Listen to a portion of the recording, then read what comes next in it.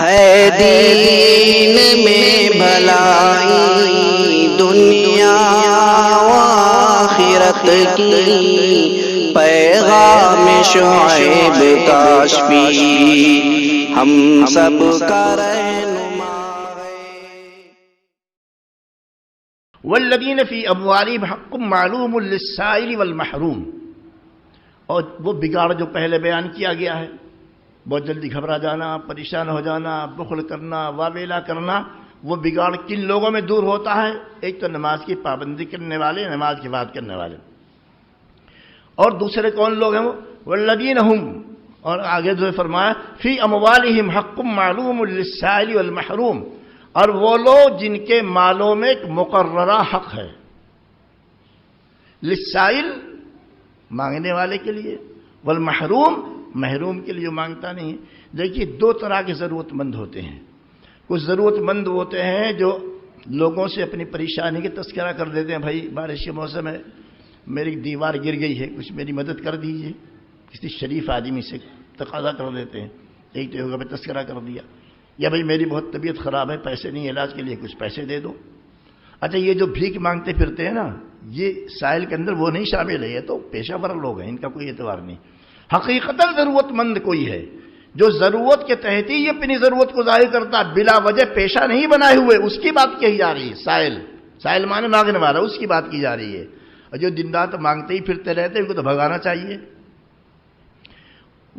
حق معلوم للسائل، تو سائل جو ہے جو اپنی حاجت کو کسی کے سامنے پیش کر دے۔ آج کل علماء اور مدرسے والے جو ہیں، بہت سارے مدرسے والے، وہ اپنی حاجتیں کسی، ہمارے مدرسے میں اللہ فضل تنخواہ مل رہی ہے اساتذہ کو، اور بہت سارے مدرسے ایسے ہیں جہاں تنخواہ نہیں مل رہی، بیچارے پریشان ہیں، ائمہ پریشان ہیں، خطبہ پریشان ہیں، علماء پریشان ہیں، محلے والے پوچھتے نہیں ان کو۔ بھئی ایک آدمی کو اگر آپ وقتی طور پر مدد کر دیں گے تو کیا ہو جائے گا؟ پھر کیا کریں گے؟ علماء کی، ائمہ کی، خطبہ کی، حفاظ کی، جن کے ہمارے معلوم ہے بیچارہ پریشان حال ہے، کوئی مدد کرنے تیار نہیں، قرضہ نہیں مل رہا، بہت پریشان ہیں بعض علاقوں میں۔ بعض مساجد والوں نے ظلم کیا کہ امام کو مسجد سے نکال دیا۔ بھئی امام کو مسجد نکال دیا، نماز کون پڑھائے گا؟ پھر یہ امام کے روزی روٹی کے کیا ہوگا؟ اس نے تو سارا وقت لگایا تو بھئی نماز پڑھائے گا، اس کی مدد تو کرو، محلے والے مل کر کچھ کوشش کرو، اس کو دو، اس کی مدد کرو، لیکن نہیں، ہمت ہی نہیں ہوتی ہے۔ کیوں؟ منوع، روک لینا، مٹھی بند کر لینا، بینک بیلنس ہے کروڑوں میں لیکن خرچ نہیں کرتے ہیں۔ سوچنا چاہیے سیدھے لفظوں میں، یہ جو مال ہے یہ ہمارے آپ کے باپ کا تھوڑا ہی ہے، یہ تو اللہ کا ہے، جب چاہے چھین لیں گے۔ دیکھا نہیں آپ نے بڑے بڑے بادشاہوں کا جب زوال ہوا ہے، دلی کے بادشاہ کا، مغلیہ خاندان جب زوال ہوا ہے، تو وہ شہزادیاں جن کے پیر کبھی زمین پر نہیں پڑتے تھے، مخمل پر چلتی تھیں، جب لال قلعے کو چھوڑ کر کے بھاگی ہیں کنکروں میں، کچے راستوں میں، تو ان کی حالت خراب ہو گئی۔ حالات ایسے بدلتے ہیں۔ بڑے بڑے شہزادے جن کی حکومت تھی خاندان مغلیہ کے، ان شہزادوں میں کے بہت سارے واقعات لکھے ہوئے کتابوں میں، بھیک مانگنے پر مجبور ہوئے اس جامع مسجد کی سیڑھی پر جو جامع مسجد ان کے باپ دادا نے بنوائی تھی، کھڑے ہو کر بھیک مانگ رہے تھے۔ حالات بدلتے رہتے ہیں، اسے منوع بن کر کے نہیں بیٹھنا چاہیے، بات سب کچھ میرا، کسی کو کچھ نہیں ہے، سب اللہ کا ہے۔ تو ان کے مالوں میں، یعنی وہ لوگ جن کے اندر یہ خرابی نہیں پا جاتی، ان کے مالوں میں حق متعین ہے، سائل کا بھی، مانگنے والے کا بھی، حاجت پیش کرنے والے کا، والمحروم اور محروم کا بھی۔ بعض لوگ اتنے شریف الطبع اور نیک ہوتے ہیں، صالح ہوتے ہیں، بھوکے مر جائیں کسی کے سامنے اپنے فقر و فاقے کا تذکرہ بالکل نہیں کرتے، بغیر دوا کی زندگی گزار لیں گے، کھانا پیٹ بھر کر کے نہیں کھائیں گے، لیکن کسی سامنے ظاہر نہیں کرتے ہیں۔ اور جب وہ لوگ اپنی حاجت کو ظاہر نہیں کرتے ہیں تو لوگ کیا سمجھتے ہیں؟ یہ اچھے خوشحال آدمی ہیں، حالانکہ اندر سے پریشان رہتا ہو۔ صحابہ کرام جن کو اصحاب صفہ کہا جاتا ہے، صفہ مانے چبوترا، کٹا، سرکار نے جب مسجد نبوی شریف بنوائی تھی تو اسی سے لگ کر کے ایک چبوترا بنا دیا گیا تھا۔ صحابہ کرام جو ہے، جو دینی علم حاصل کرنا مقصد تھا، نہ ان کے بال بچے تھے، نہ ان کی بیویاں تھیں، نہ ان کے کاروبار تھا، دن رات اسی کٹے پر پڑے رہتے تھے۔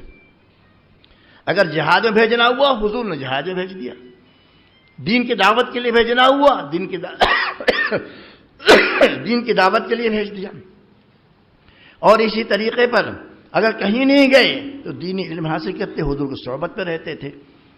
ان کا حال یہ تھا کہ چونکہ کاروبار وغیرہ کچھ تھا نہیں تو وہ بھوکے پیاسے رہتے تھے، بعض مرتبہ بھوک کی شدت سے بے ہوش ہو کر کے گر جاتے۔ حضرت ابو ہریرہ رضی اللہ عنہ، جن کا نام آپ نے بہت سنا ہے، بہت پڑھا ہے، فرماتے ہیں بعض مرتبہ اتنی بھوک لگتی تھی کہ میں بے ہوش ہو کر کے مسجد کی سیڑھیوں پر گر جاتا۔ لوگ سمجھ نہیں پاتے تھے، لوگ سمجھتے کہ ابو ہریرہ پر کسی جن کا اثر ہو گیا، حالانکہ تو بھوک تھی، جن میں کچھ بھی نہیں تھا۔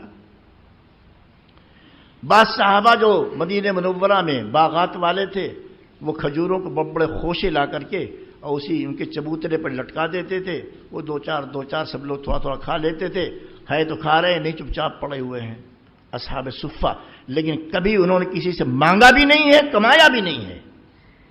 آپ کہیں صاحب کمانا چاہیے، کماتے تو یہ جو ہے نا لاکھوں کی تعداد میں حدیثیں، اگر اصحاب صفہ کماتے تو لاکھوں کی تعداد جو حدیثیں ہیں آپ کو پہنچتی ہیں؟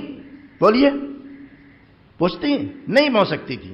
اتنا بڑا احسان انہوں نے کیا، اس لیے نہیں کمایا، انہوں نے اپنے آپ کو فنا کر دیا، بھوکے پیاسے رہ گئے کہ حضور کی کوئی حدیث بھی نہیں چھوڑنا ہے، یاد کرنا ہے، قیامت تک کے لیے امت کے سامنے پہنچانا ہے۔ اسی لیے وہ لوگ نہیں کماتے، ورنہ کمانے صلاحیت نہیں تھی کیا ان کے اندر؟ کیوں نہیں صلاحیت تھی؟ لہذا کوئی اعتراض نہیں کر سکتا ہے، انہوں نے علم کے ذخیرے کو جمع کیا ہے۔ آج کل علماء جو دینی کام کرتے رہتے ہیں، یہ اگر دینی کام نہ کریں اور کوئی پان کی دکان کھول لے، کوئی مونگ پھلی کی، کوئی کیلے کی، کوئی جنرل اسٹور کھول سکتے ہیں، لاکھ 2 لاکھ 50 ہزار کہیں سے مل ہی جائے گا، تو یہ دین کا کام کون کرے گا بھائی؟ یہ تو کرنا ہی پڑے گا۔ اس لیے علماء دنیا کی لائن میں نہیں لگتے ہیں، ناکارہ نہیں ہیں۔ اگر جاہل کما سکتا ہے تو علماء نہیں کما سکتے؟ کما سکتے ہیں، لیکن پڑے رہتے ہیں 8,000 10,000 12,000 15,000 اسی میں پڑے ہوئے ہیں، وہ بھی تنخواہ کبھی ملی کبھی نہیں ملے۔ یہ لوگ اصحاب صفہ کے طرز پر ہیں، ان کی قدر کرنی چاہیے جو اخلاص سے لگے ہوئے دین کے کام میں۔ تو ان کے بارے میں قرآن نے کہا ہے، اصحاب صفہ کے بارے میں، یہ اتنے خوددار ہیں کہ کسی کے سامنے اپنی ضروریات کا ذکر بھی اتنا تو نہیں کہتے ہیں کہ بھئی کھانا کھلا دو، نہیں کہتے ہیں۔ قرآن نے کہا کہ مسلمانوں اور مالدار صحابہ سے کہا اپنا مال ان پر خرچ کرو، جو چل پھر کر کے کاروبار نہیں کر سکتے، جو زراعت نہیں کرتے ہیں، جو تجارت نہیں کرتے ہیں، وہ دین میں مشغول ہیں، دین سیکھ رہے ہیں، دین کو دوسروں تک پہنچا رہے ہیں، بہت بڑا کام کر رہے ہیں، ان پر خرچ کرنا تمہارے لیے زیادہ ثواب کا باعث ہے۔ للفقراء الذین احصروا فی سبیل اللہ، وہ غریب لوگ جو اللہ کے راستے میں دین کے لیے گھیر دیے گئے، اسی میں لگ گئے۔ لا یستطیعون ضربا فی الارض، زمین پر چلت پھرت کاروبار کے لیے نہیں کر سکتے۔ یحسبهم الجاہل غنیاء من التعفف، ان کی خودداری کی وجہ سے وہ آدمی جو ان کے اندرونی حالات سے ناواقف ہے، وہ سمجھتا ہے میاں تو بہت اچھی حالت میں ہے، روزانہ ان کا 3 وقت کھانا پکتا ہی ہوگا۔ تعریفهم بسیماهم، لیکن قرآن کہتا ہے اگر غور کر کے دیکھو گے تو پہچان لو گے ان کے چہروں سے۔ تعریفهم، پہچان لو گے تم ان کو۔ لا یستطیعون الحافا، یحسبهم الجاہل اغنیاء من التعفف، تعریفهم بسیماهم، تم ان کی نشانیوں سے پہچان لو گے کہ یار واقعی یہ ہیں پریشان، لیکن ظاہر نہیں کرتے۔ لا یسرون الناس الحافا، گڑ گڑا کر کے اور خوشامد کر کے لوگوں سے مانگتے نہیں ہیں، ان کی فضیلت بیان کی گئی ہے۔ تو 2 طرح کے لوگ ہوتے ہیں جو اپنی حاجت ظاہر کر دیتے ہیں ضرورت پیش آنے پر، چلو ٹھیک ہے۔ کچھ لوگ وہ ہوتے ہیں جو اپنی حاجت ظاہر نہیں کرتے چاہے بھوکے مر جائیں، وہ محروم ہے، انہیں کوئی نہیں پوچھتا، انہیں کوئی نہیں پوچھتا ہے۔ تو مالداروں کے مال میں ان کا حق متعین ہے۔ اب کہیں صاحب حق متعین ہے تو زکوٰۃ دینی چاہیے، زکوٰۃ الگ چیز ہے۔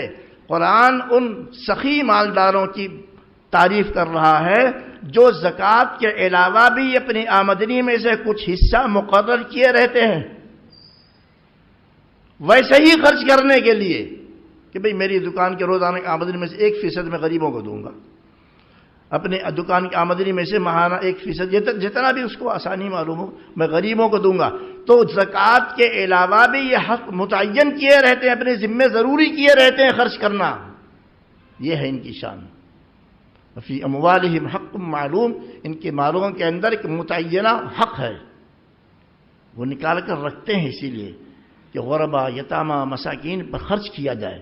جب ان کے اندر صفت پائی جاتی ہیں تو جو بگاڑ والی باتیں تھیں، بری باتیں، وہ نکل جاتی ہیں ان کے اندر سے. وفی اموالہم حق معلوم للسائل والمحروم.